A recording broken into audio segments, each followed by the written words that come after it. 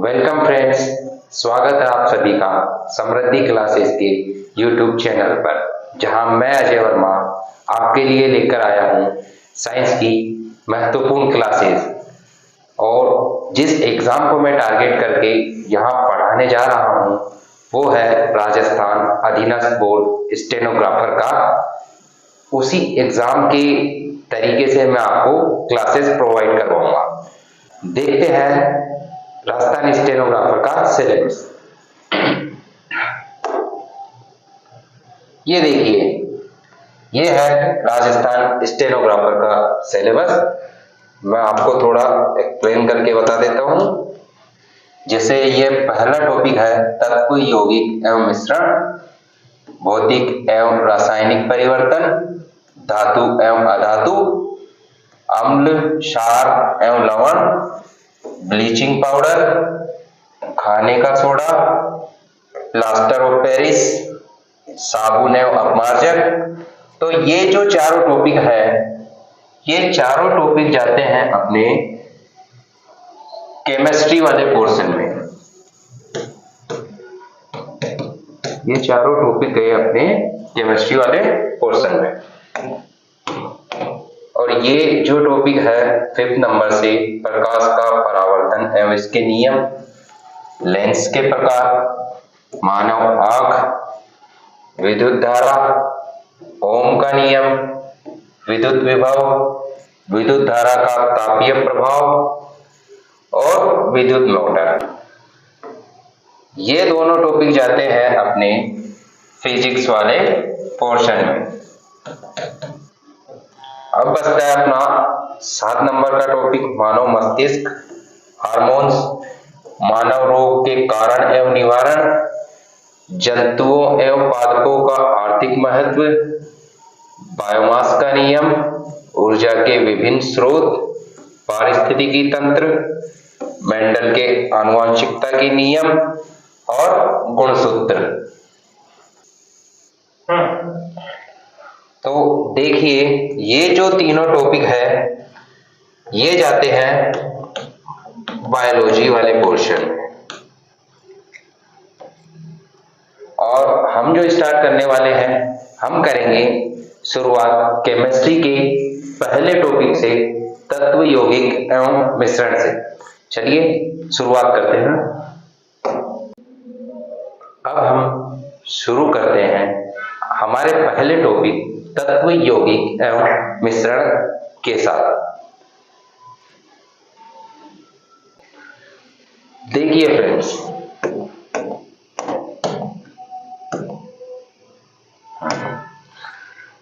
कोई भी पदार्थ है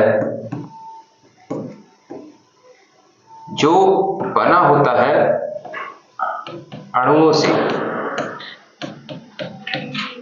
और अणु बनते हैं छोटे परमाणुओं से मिलकर।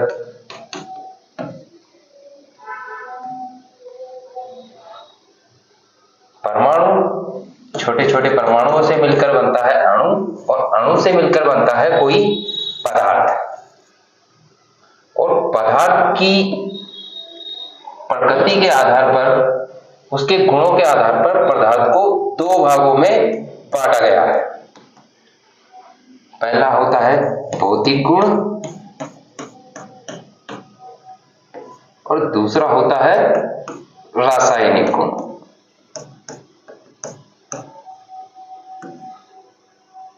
तो अब हम दोनों को अच्छे से आपको एक्सप्लेन करके आगे बढ़ते हैं।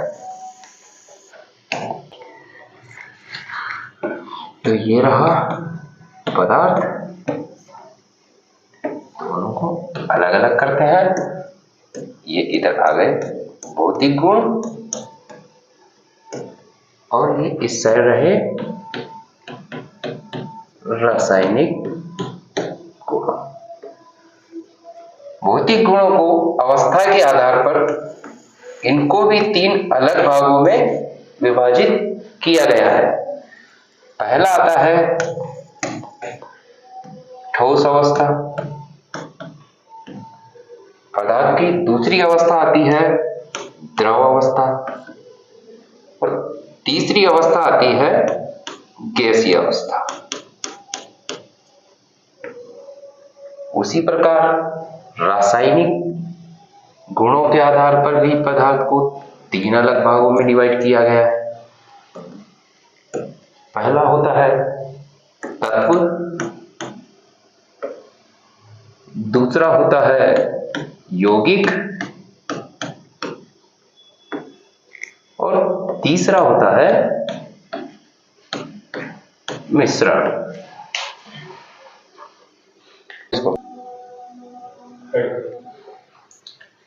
अब हम आगे बढ़ाते हैं।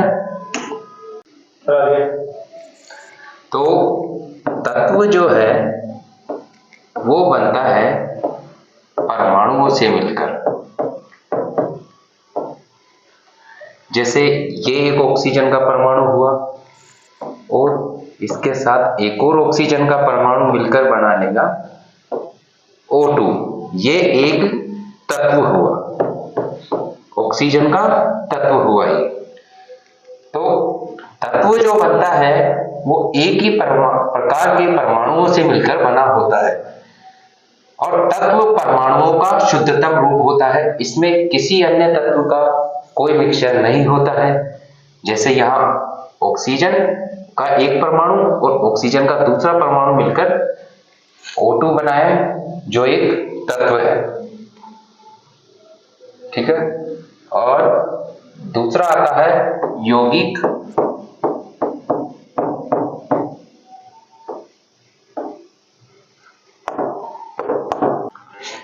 यौगिक क्या होता है? देखिए, यौगिक क्या होता है? जब दो तत्व आपस में मिलकर एक यौगिक का निर्माण करते हैं। उदाहरण से समझिए, जैसे ये है सोडियम का एक तत्व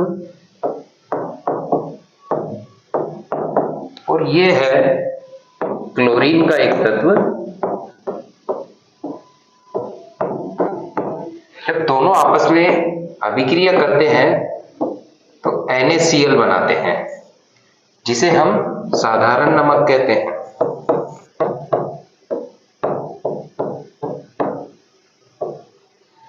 जब भी कोई दो एलिमेंट्स, दो तत्व मिलकर एक यौगिक का निर्माण करते हैं। देखिए, तत्व हुआ, यौगिक हुआ और मिश्रण हुआ।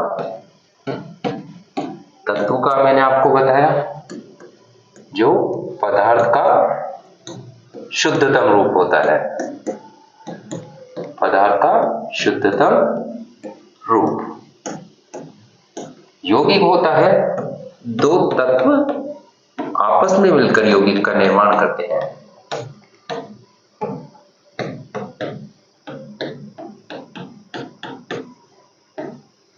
और मिश्रण जिसका कोई फॉर्मूला ना बनता हो,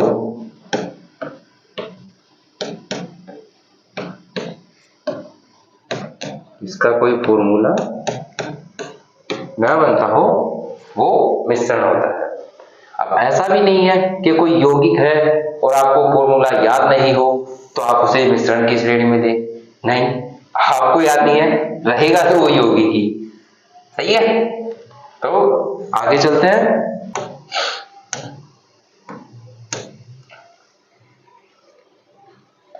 तो अब बात करें तत्व के प्रतीक की। तो इसके प्रतीक किसने दिए? तत्व के प्रतीक दिए एक वैज्ञानिक था, बर्जीलियस।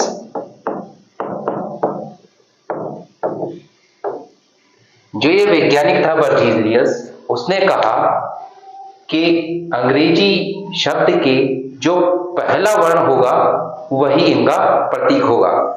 जैसे हाइड्रोजन, हाइड्रोजन का पहला वर्ण हुआ H, तो हाइड्रोजन का प्रतीक लिया H। ऑक्सीजन का हुआ O, तो ऑक्सीजन का लिया O।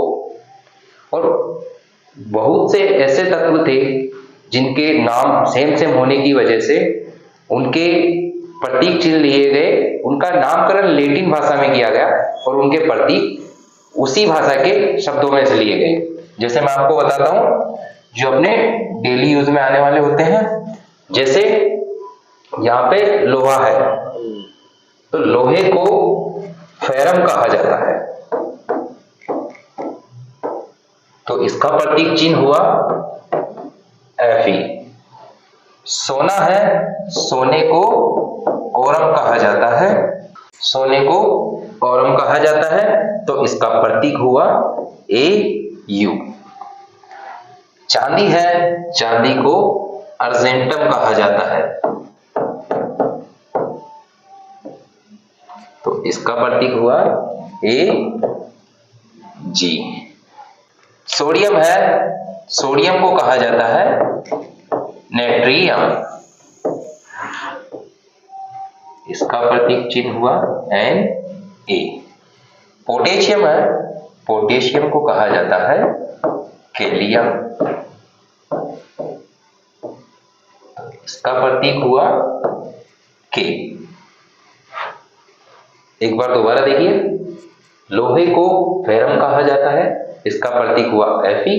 सोने को ओरम कहा जाता है, इसका प्रतीक हुआ Au।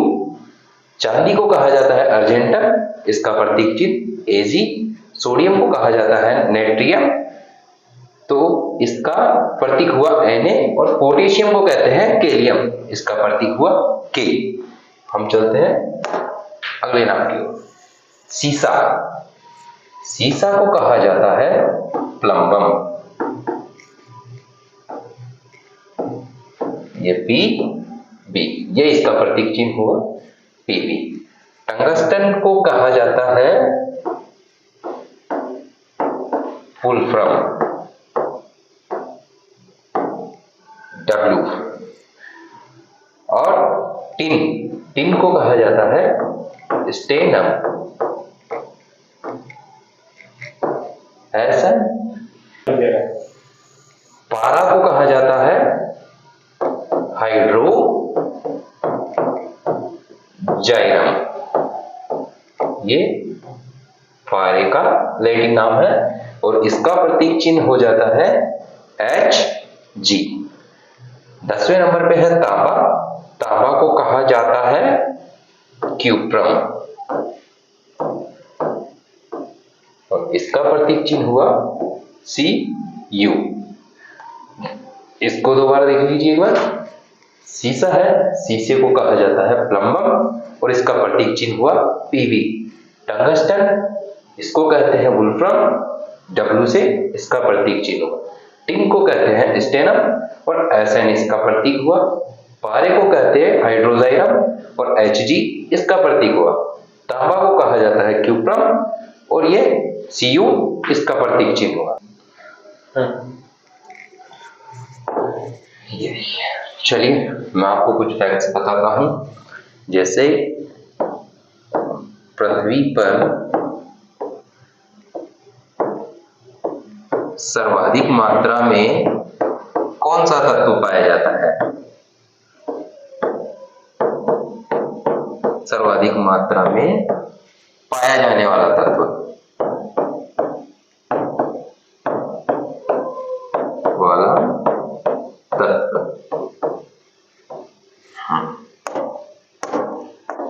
तो ये होता है ऑक्सीजन। हमारी पृथ्वी की सतह होती है सिलिका की बनी हुई,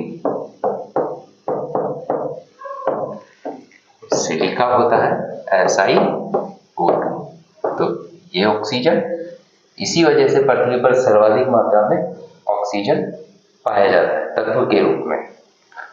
चलिए आगे देखते हैं। अच्छा, अब मैं आपको बताने जा रहा हूं धातु और अधातु के बारे में। मैं आपको इस टेबल के जरिए बहुत ही आसानी से समझाने का प्रयास करूंगा। देखिए धातु क्या होती है। धातु के बहुत से गुण होते हैं, उसकी कठोरता, उसकी तन्यता, उसका लचीलापन, उसकी चालकता, सभी। जैसे एक सिक्का है, सिक्का जब नीचे गिरता है तो उसमें आवाज भी उत्पन्न होती है, कहीं चिंगारी भी निकलती है। ये सब धातु के गुण हैं। मैं आपको यहां से समझाने की कोशिश करता हूं। ये देखिए, पहले नंबर पे आता धात्विक चमक। सामान्यतः धातुओं को देखा जाए तो धातुओं की सतह चमकदार होती है, सही है, और अधातुएं चमकीली नहीं होती। अधातुएं चमकीली नहीं होती। आयोडीन अधातु होते हुए भी चमकीला है। तो हमें यहां से एक बात पता चलती है, ऐसी कौन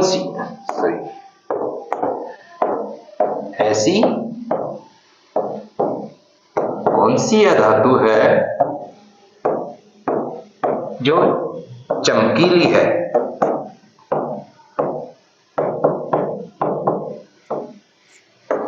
तो वो है आयोडीन।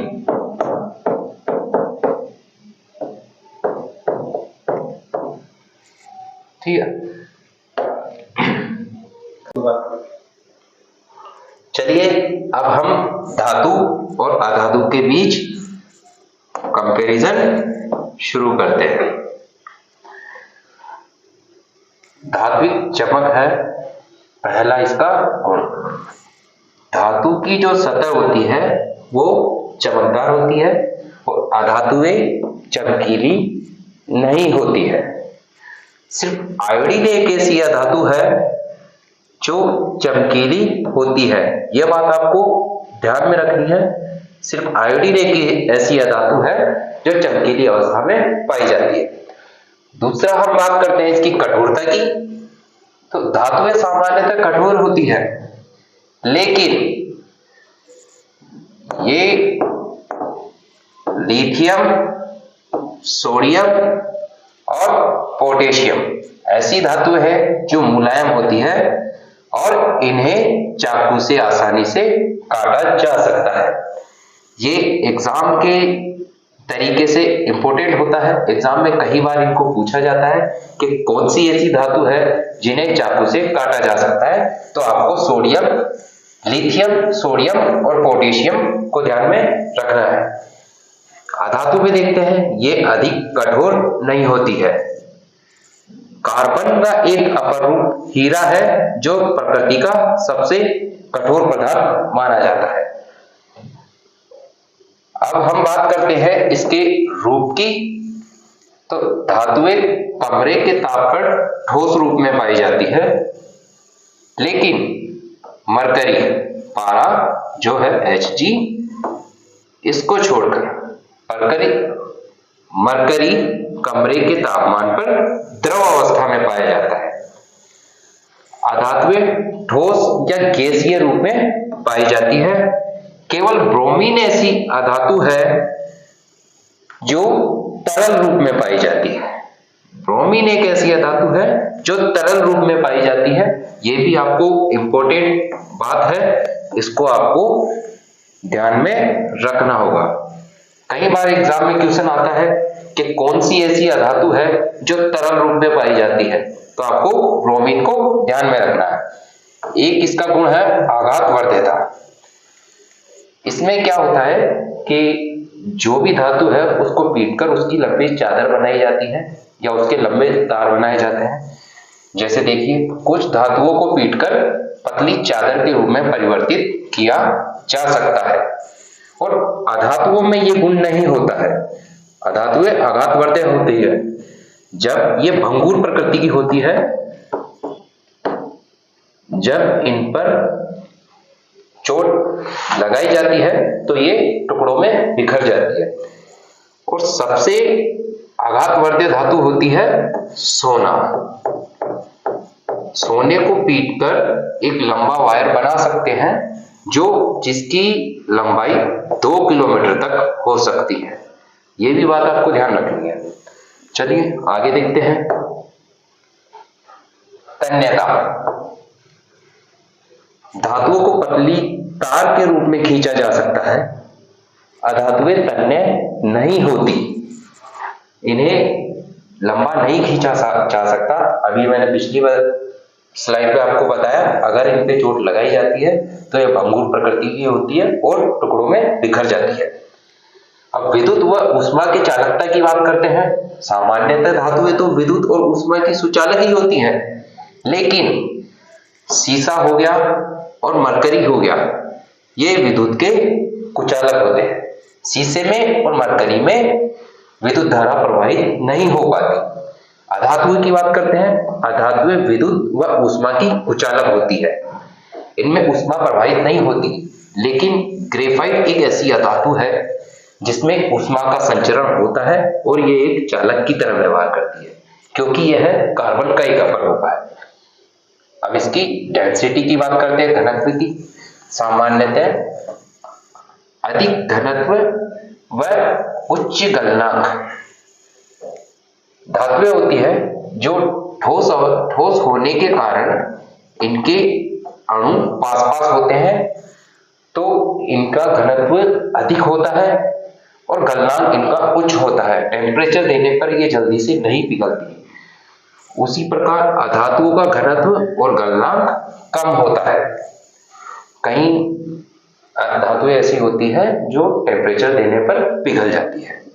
ध्वनिक की बात करें, धातुएं कठोर सतह से टकराने पर आवाज पैदा करती है। धातु है, जब जैसे मैंने आपको बताया कोई सिक्का है नीचे गिरेगा तो आवाज करेगा, वही। और अधातुएं ध्वनिक नहीं होती है।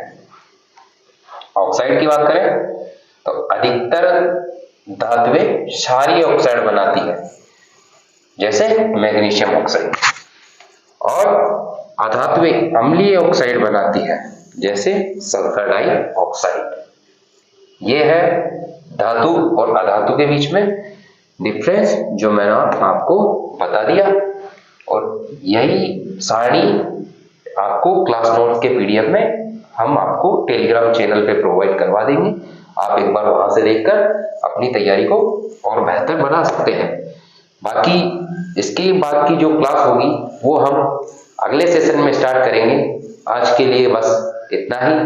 विदा लेते हैं आपसे। धन्यवाद।